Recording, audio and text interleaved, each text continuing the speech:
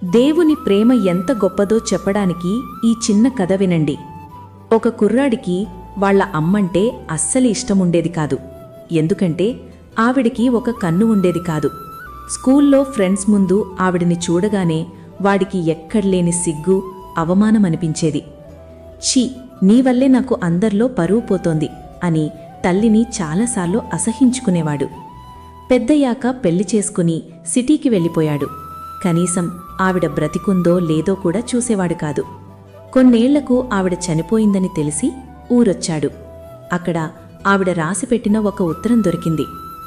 అందులో ఏముందంటే, నాన్నా, నువ్వు చిన్నప్పుడు యాక్సిడెంట్లో ఒక కన్ను కోల్పోయావు.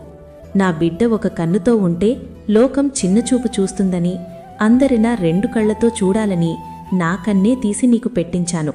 ఇప్పుడు నువ్వు చూస్తున్న ఆ లోకం నా కంటితో చూస్తున్నదే. నువ్వు సంతోషంగా ఉంటే చాలు నాన్నా అని రాసి ఉంది. అది చదివి గుండె పగిలేలా ఏడ్చాడు. ఆ తల్లి బిడ్డకు లోకం నిండుగా కనిపించాలని తన కన్ను త్యాగం చేసింది. కాని మనకు పరలోకం కనిపించాలని, మన పాపాలను కడిగి మనల్ని పవిత్రులుగా మార్చడానికి యేసయ్య ఆ రోజే కలువరి శిలువలో తన ప్రాణాన్నే త్యాగం చేశారు. తల్లి ప్రేమ గొప్పదే, కాని అంతకంటే గొప్పది మనకోసం ప్రాణం పెట్టిన యేసయ్య ప్రేమ.